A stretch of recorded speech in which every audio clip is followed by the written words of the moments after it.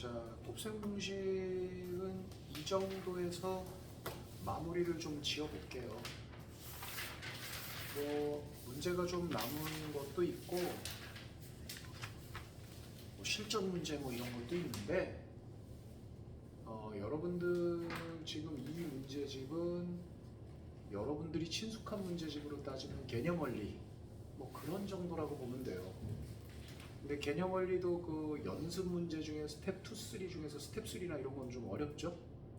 스텝 3를 개념 원리만 풀었다고 연습 문제 스텝 3를 풀 수 있는 게 아니죠. 딴 것도 좀 해야 되고 하니까 요거는 뭐 어차피 교재에 불과한 거니까 남겨진 문제는 너무 아쉬워하지 마세요. 나중에 선생님이 고등부 수업할 때 문제 프리트 많이 드릴게요. 자, 그러면 이제 인수분해로 갈 건데 좀 사이에 있는 것도 순서만 바뀐다 뿐이지 확인할 건데요.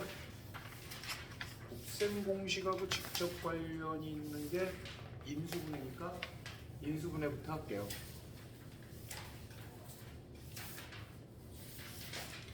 자, 여러분들 교재로는 몇 쪽이에요? 57분. 네, 57쪽이죠? 인수분해예요.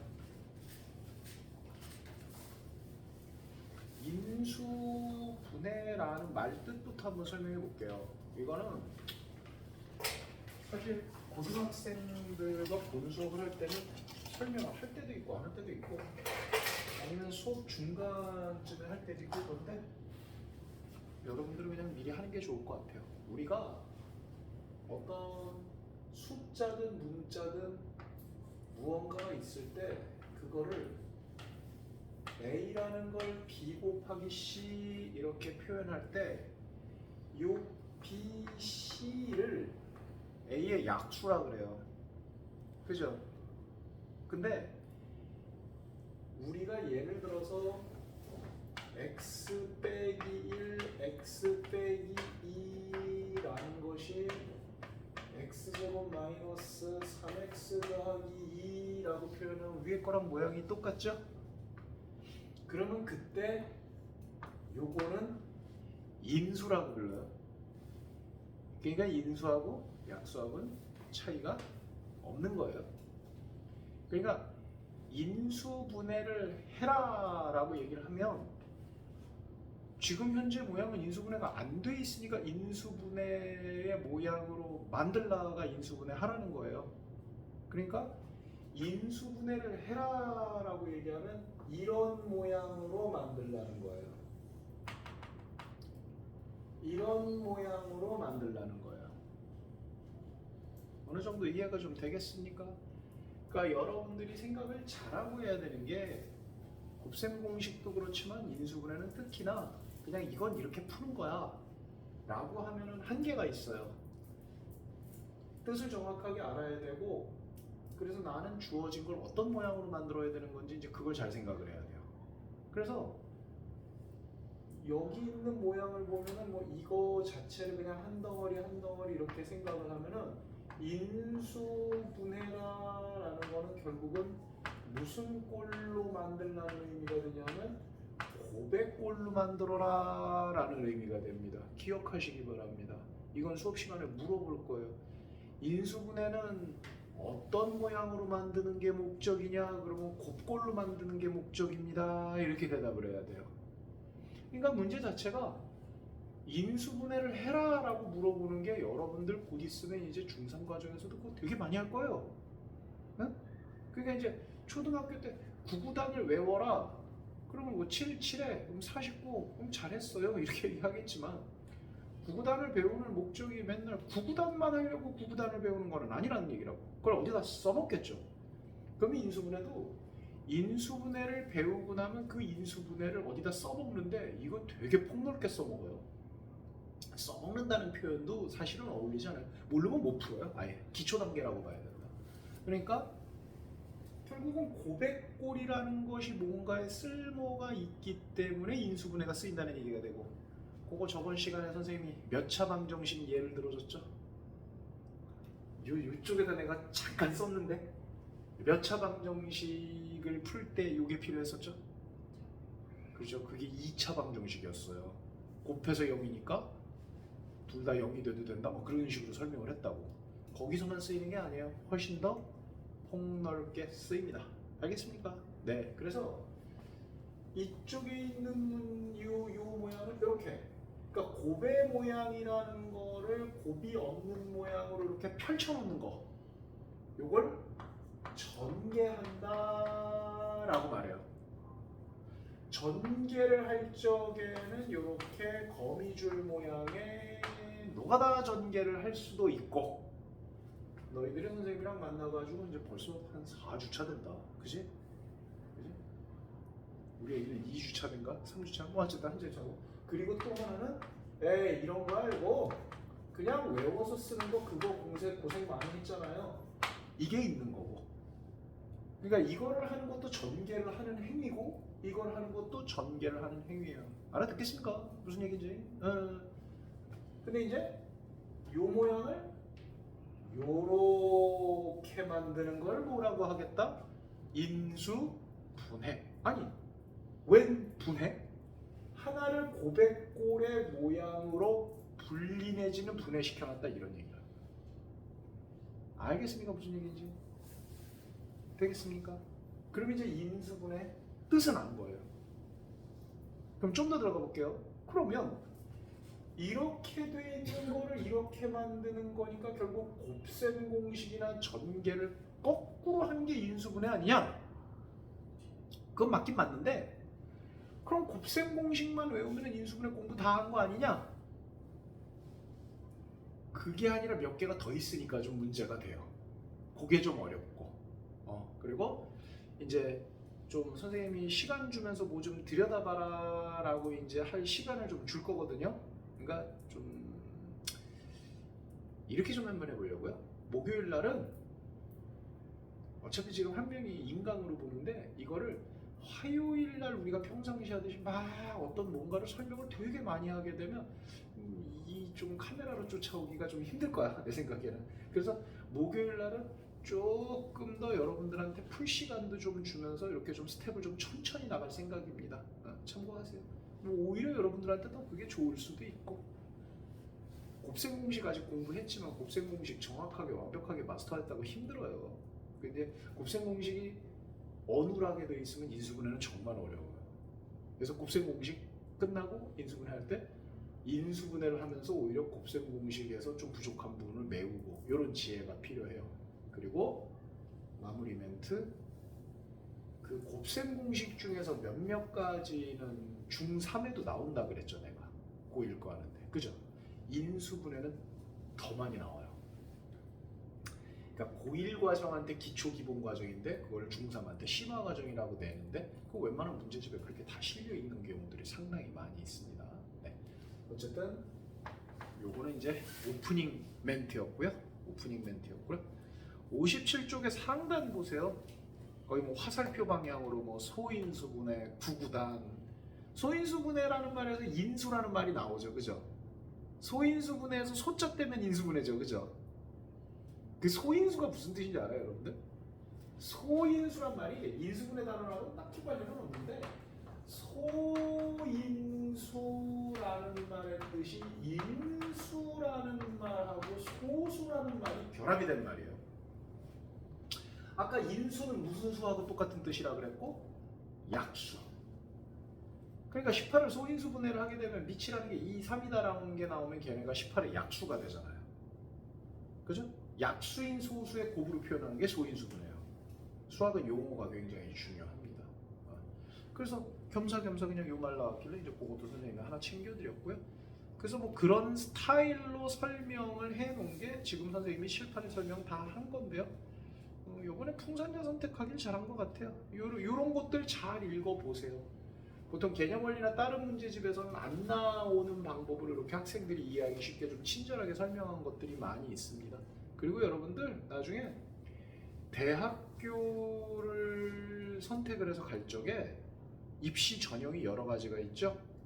그러면은 혹시 논술 전형이라는 것도 들어본 적 있습니까? 논술 전형이요. 수학에도 논술 전형이 있어요. 조금 말은 안 되는 것 같지만 수리 논술이라고 있어요. 수리 논술은 말 그대로 수학적인 지식을 가지고 논리적으로 뭔가를 말할 수 있느냐 그걸 보는 능력이거든요. 그러니까 어느 학교는 내신 조금 성적 나아져도 수리논술 잘 보면 그 학생 특이사항 봐서 뽑는 학교도 있거든요. 이런 내용들이 수리논술 치르는 데 있어서 되게 중요한 내용들이에요. 수학의 밑기반 같은 거. 그런 면으로 보면 이거 설명 굉장히 잘 돼 있는 겁니다. 그러니까 문제를 이제 요즘 학생들이 대부분 다 그냥 외워서 풀고 유형별로 그냥 외워서 풀고 이런 것들을 갖다가 이제 우리는 싫어? 수학 똑바로 하는 애들 뽑을 거야? 이런 게 약간 수리논술에 깔려 있어요. 모르죠? 그래서 수리논술로 대학교 갈 사람도 또 있을 수 있는 거니까 수학 어지간히 잘 해야 됩니다. 자, 거기 보면 인수분해 기본 공식 이래 돼 있죠? 맞죠? 인수분해 기본 공식은요, 그냥 곱셈 공식 좌변 우변 바꿔 쓴 거밖에 없어요. 인수분해 기본 공식은요, 말 그대로 인수분해 기본의 공식이에요. 이게 모든 공식이 아니라는 걸 미리 얘기해 둘게요. 그러니까 여기 나와 있는 건 중요하다. 에이, 이미 곱셈 공식에서 다 한 거야. 응? 거기 뭐 2차 공식, 합차 공식, 뭐라 돼 있는데, 뭐 기타 공식이라고 돼 있는 것들은 뭐 니네가 아직 볼 필요도 없는 거고. 그래서 여기는 실제로 볼 게 별로 없어요. 체크할 것도 없어요. 뭐 중요하다 뭐다 그렇게 할 필요도 없습니다. 다음 페이지에 131번 가볼게요. 괄호 1번, 괄호 1번. 좀 모양이 복잡하지만 항이 전부 3개죠. 선생님이 지금 설명하는 거에 있어서 못 알아듣겠는 용어가 있으면 질문을 해야 돼요. 항이 3개죠. 근데 그 모든 항에는 다 문자 뭐가 곱해져 있죠? 일단 하나만 말하면 X가 곱해져 있다고 볼 수 있죠. 그럼 이거는 중학교 1학년 동생들도 여기 X가 있는데 이렇게 한 거야 라고 알아본다고. 근데 이거 무슨 법칙이라고 배웠죠? 중1 때? 분배 법칙이죠, 그죠? 파이널 카운트 꽂아버리겠습니다. 전개하는 행위, 이거 한번 설명했는데 예전에 전개하는 행위, 인수분해하는 행위 모두 다 통틀어서 분배 법칙이라고 하는 거예요. 그러니까 중1 때 보면 이것만 하는 게 아니라 이런 모양으로 만들라는 것도 시험에 나온다고. 그러니까 이미 그때 인수분해를 이미 배운 거죠. 그죠? 네. 그럼 분명히 얘와 얘의 고백꼴로 나오니까 명백한 인수분해라고 볼 수 있어요. 그러니까 우리가 첫째 항, 둘째 항, 셋째 항에 x가 모두 곱해져 있어요 라고 하면 이 x를 뭐라고 부르느냐? 이걸 공통인수라고 불러요. 약수라고 해석하는 게 여러분들은 가장 편할 겁니다. 공통으로 있는 약수라 이거죠. 그죠? 그래서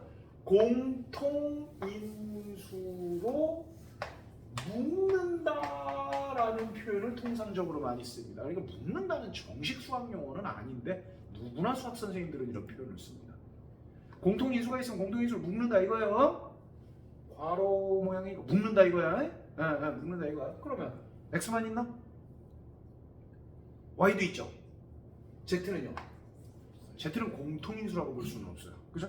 그리고 숫자로는 누구도 공통인수라고 볼 수 있죠. 2도 공통인수죠. 그러면 EXY라는 거를 뽑아내고 남은 거가 뭐냐? 이렇게 생각하든 EXY를 다시 분배를 줬을 때 뭐가 있어야 첫 번째 6XY 제곱 Z가 나올 거냐? 이렇게 생각을 하는 거지. 그러려면 또 누구 있어야 돼요? 3도 있어야 되고 Y도 있어야 되고 그죠? Z도 있어야 되고 니들 Z라고 그러냐? 반갑다. 이런 식으로 하면 된다는 거야. 그 다음도 하면 되고 그 다음도 하면 되는 거고. 선생님 얘기 알아듣겠습니까? 그럼 괄호 2번은요? 괄호 2번은요? A가 공통인수죠. 자, 선생님 말 잘 들으세요. 수학에서요 괄호는 약간 조금 한묶음으로 간주하는 경향이 큽니다. 알겠어요? 그러니까 AB 괄호 A 괄호 일단은 이렇게 보는 거야. 오케이? 그러면 A-B가 있고 뒤에는 뭐라고 돼 있어? B-A라고 돼 있는데 이것도 달라라고 묻히면 안 돼요. 왜냐? 이렇게 바꿔야 돼요. 이렇게 바꿀 수 있죠, 그죠? 그럼 앞에 항에도 얘가 하나 있고 뒤에 항에도 얘가 하나 있는 거라고 볼 수 있는 거야. 내 말 맞지, 그치? 그리고 나머지가 또 누가 곱해져 있냐 했더니 거기에 A도 있고 B도 있고 여기는 누구도 있고 A도 있고, 그지? 뭐 A 앞에 수나 뒤나 수는 뭐 곱하기인데 똑같지 뭐. 아니 저거 아까 쓴 거거든요. A 마이너스 두 번째. 그러니까 이거 맞는 거죠? 그죠? 확인해 보세요. 맞아요, 틀려요? 이거 뭐 얘기하는 건지 알겠습니까? 집중하세요. 응. 마침 딱 걸렸어. 지금 수업 시작한 지 15분 정도 지났는데 집중을 뜨문 하고 있어요. 응? 집중이요. 될 때 공부하는 거다. 그거는 평생 공부 못하는 소리입니다. 그런 소리 하면 안 돼요. 집중을 본인이 해야 됩니다. 집중이 본인이 될 때를 기다려주지 않아요. 알겠습니까? 물어보면 누구한테 물어보는 거라 그랬죠? 그럼 물어보면 어떻게 해야 됩니까? 알겠습니까? 정신 똑바로 차리세요.